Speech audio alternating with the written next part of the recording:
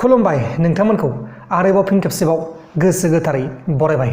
दिनै 28 अक्ट'बर 2020 बुधबार फैदो दिननि बेलासिनि बा सानजौफुनि माखासे फिसा गेदेर खौरांफोरखौ फारि फारि मिथिनानै लानि। लोगोफोर दिनै बेलासियाव बांद्राय खौरां गैया, जाखिनि खौरां दङ बैफोर खौरांफोरखौनो फारि फारि बेखेवनोसै। अब्ला जेबो गोबाव खालामालासिनो बेखेवजेनस्रिदो दिनैनि बे खौरांफोरखौ। गिबि खौराङा जाबाय फरिदाबादनि बल्लभगढ़आव समबारखालि सानावनो सासे 21 बोसोरनि निकिता तमारखौ बुथारग्रा दायनिगिरि जायबा तावसेबा बै तावसेबाया गुबुनजों हाबा जानो नागिरनायनि जाहोनाव गावथारदों होननानै पुलिसफोरनि सिगाङाव बुंनानै लादों। दा बेखौ पुलिसफोरा लांनाय जाबाय आरो जोबथेसालियाव सोनानै साजा होनाय जासिगोन।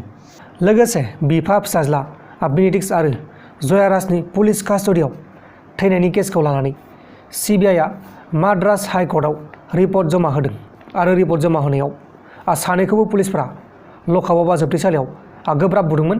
बेनि जाउनावनो बिथांमोना थैनांगौ जादों होननानै रिपर्टआव सिबिआइआ बुंदों आरो बेनि फारसे गोबां फोरमानबो दं होननानै बुंदों।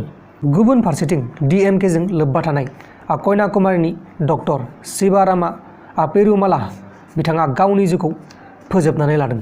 बिथाङा गावनि सुइसाइड नटआव लिरनाय बायदिब्ला कन्याकुमारीनि DSPखौ दाय होदों आरो दा बे DSPखौ पुलिसफोरा नायबिजिरसिगोन।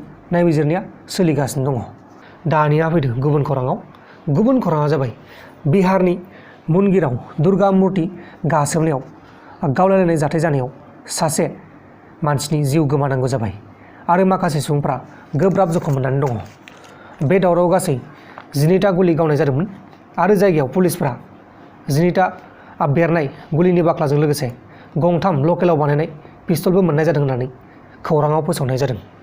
लोगोसे तामिलनाडु रामेश्वरमनि ना सारग्राफ्रा श्रीलंकायाव ना सारदोंमोन, श्रीलंकानि लैथोआव ना सारदोंमोन। बेनि गेजेरावनो श्रीलंकानि नेभिफोरा ना सारग्राफोरनि फारसे अन्थाइजों आरो बथलजों खुगैदों होननानै बा खुगैनानै आक्रमण खालामदों होननानै बुंदों। बे समावनो सासे ना सारग्राया गोब्राब जखम मोनदों। गुबुन खौराङा जाबाय गभर्नमेन्टआ पाकिस्तानी टाइगार मेमन आरो सटा साइकेलखौ लाफानानै गासै 18 जनखौ उदखारि होननानै सिनायथि होदों आरो बिसोरखौ 1993 मायथाइनि मुम्बाइ सिरियाल ब्लास्ट आरो पुलवामायाव बमा होनायावबो आखायाव दं होननानै बुंदों। दानिया फैदो जोबथारनाय खौराङाव।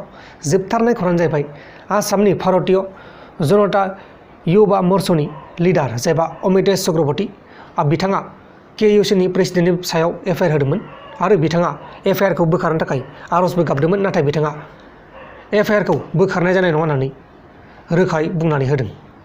लोगोफोर दिनैनि बेलासिनि रादाबफोरा बेखिनिल'मोन। जुदि नोंथांमोना आंनि बे भिडिअखौ मोजां मोनदों अब्ला भिडिअखौ शेयार खालाम। फेसबुकआवनो जा, वाट्सएपआवनो जा, ससियेल मिडियायावनो जा, जेरावबो जेखिबो शेयार खालाम। आरो दासिमबो जुदि नोंथांमोना आंनि बे प्रान्जल नार्जारि इउटुब चेनेलखौ साबस्क्राइब खालामाखै अब्ला अन्नानै साबस्क्राइब खालाम। बाय बाय।